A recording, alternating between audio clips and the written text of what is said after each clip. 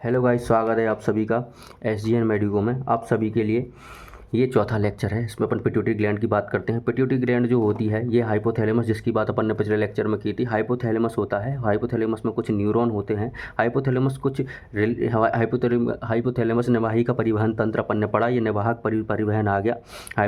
इससे अपना ये पिट्यूटरी ग्लैंड कनेक्ट होती है। ये एंटीरियर पिट्यूटरी है, पोस्टीरियर पिट्यूटरी है। एंटीरियर पिट्यूटरी खुद के हार्मोन को सिंथेसिस करती है, जबकि पोस्टीरियर पिट्यूटरी अपना जो पोस्टीरियर पिट्यूटरी है वो अपना हार्मोन को सिंथेसिस नहीं करती, वो स्टोर एंड कंसंट्रेट करती है। जो कि हाइपोथैलेमस ने बनाए हैं वो हार्मोन होते हैं ऑक्सीटोसिन एंड वेसोप्रेसिन। जबकि एंटीरियर पिट्यूटरी है उससे कुछ हार्मोन कुछ सिंथेसिस होते हैं। उनकी ट्रिक है FLATPG, फ्लैट PG।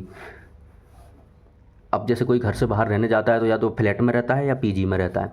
तो ऐसे याद किया था। ये पूरे हार्मोन हैं वो अपने किससे रिलीज हो रहे हैं, एंटीरियर पिट्यूटरी से, जो बन भी वहीं रहे हैं। एंटीरियर पिट्यूटरी बनाती भी है और रिलीज भी करती है। F से FSH आता है, S से LH आता है, A से ACTH आता है, T से TSH आता है, P से प्रोलैक्टिन आता है और G से आता है ग्रोथ हार्मोन। एक्चुअली ये पूरे हार्मोन जो हैं वो अपने अलग अलग ऑर्गन्स पर जाके काम कर रहे होते हैं। FSH LH जो होता है वो अपना गोनेडोट्रोफिन्स होते हैं।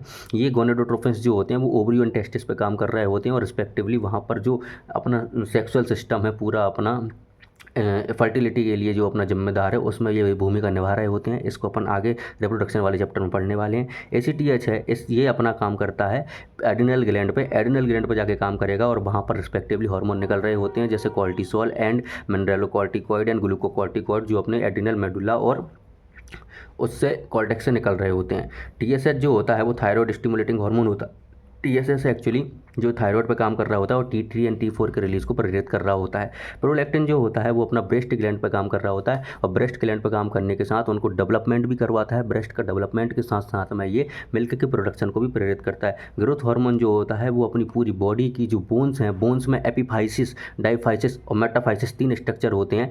जैसे ये अपना पूरा बोन है, ये उसका एपिफाइसिस होता है, ये मेटाफाइसिस होता है और ये पूरा डायफाइसिस होता है। तो एपिफाइसिस में एपिफाइशियल प्लेट होती है, ये ग्रोथ प्लेट के नाम से भी जानी जाती है। ये कार्टिलेज की बनी हुई होती है। इस पर ग्रोथ हार्मोन काम करता है और इसका एलोंगेशन करवाता है। बाद में इसका ऑसिफिकेशन हो जाता है तो अपनी हाइट बढ़ जाती है। एक्चुअली कुल बताया जाए सिंपल सी भाषा में तो ग्रोथ हार्मोन एपिफाइशियल प्लेट पर काम करता है, जो अपनी वृद्धि के लिए, ग्रोथ के लिए रिस्पॉन्सिबल होता है।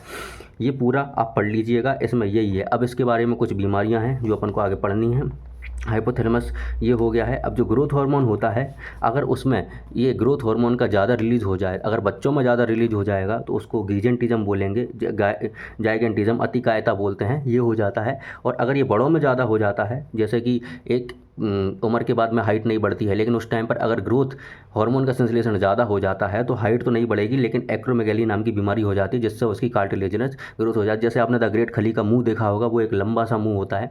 वो मुंह इसलिए होता है क्योंकि उनको एक्रोमेगैली है, और उनको गिजेंटिज्म भी है क्योंकि उनकी हाइट बहुत ज़्यादा है। उनको बचपन से लेकर बड़े तक ग्रोथ हार्मोन ज़्यादा निकल रहा होगा। एग्रोमेगैली जो होती है वो बड़ों में ग्रोथ हार्मोन के हाइपर सीक्रेशन की वजह से होती है। और ग्रोथ हार्मोन अगर कम निकल जाए तो उससे बौनापन की बीमारी हो जाती है, जिसको डॉर्फिज्म बोलते हैं। और डॉर्फिज्म जो होता है उससे कोई दिक्कत नहीं है। क्यों नहीं है? क्योंकि उससे सिर्फ हाइट कम होगी, उससे कोई मेंटल रिटार्डेशन नहीं होगा। मतलब वो बच्चा जो होगा वो मेंटली फिट होगा एंड उसका गोनेडोट्रोफिक डेवलपमेंट भी फिट होगा। ये अपन डिफ्रेंशिएट करेंगे थायराइड पढ़ते टाइम पे। ये पूरी चीज़ आपको समझ में आ जानी चाहिए।